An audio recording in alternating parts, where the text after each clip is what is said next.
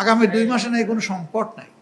আরে ভাই, সংকট যদি না থাকে তাইলে কিলোমিটারের পর কিলোমিটার লাইন কেন গাড়ি আর মোটরসাইকেলের? একদিকে কষ্ট করে ঘন্টার পর ঘন্টা হাঁপাতে হাঁপাতে তেল পাচ্ছে, আরেকদিকে তাদেরকে তেল চুর বানাচ্ছে।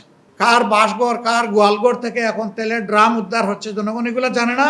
যুদ্ধ পরিস্থিতির কারণে জ্বালানি সংকট দেখা দিয়েছে।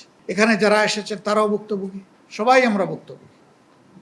সামান্য জ্বালানি সংগ্রহের জন্য ঘন্টার পর ঘন্টা এখন লাইনে দাঁড়ায় অপেক্ষা করতে হয়, রাতে দিনে 24 ঘন্টা, বৃষ্টিতে ভিজে রোদে শুকিয়ে।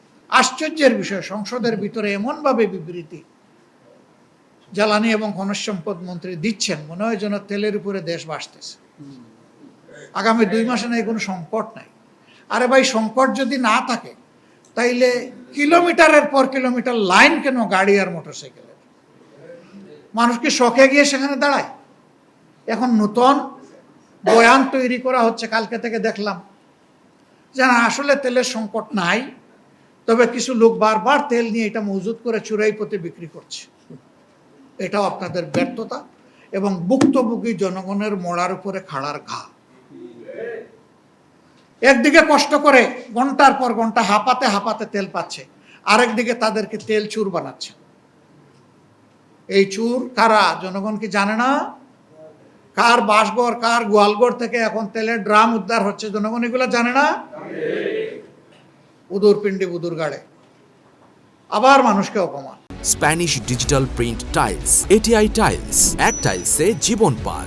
এটার কারণে জ্বালানি সংকট নাই, অথচ লোডশেডিং এখন মিনিমাম 6 ঘন্টা, ম্যাক্সিমাম 10 ঘন্টা। এটা হইল ঘোষিত, আর অঘোষিত কতটা সেটা বলা যাবে না।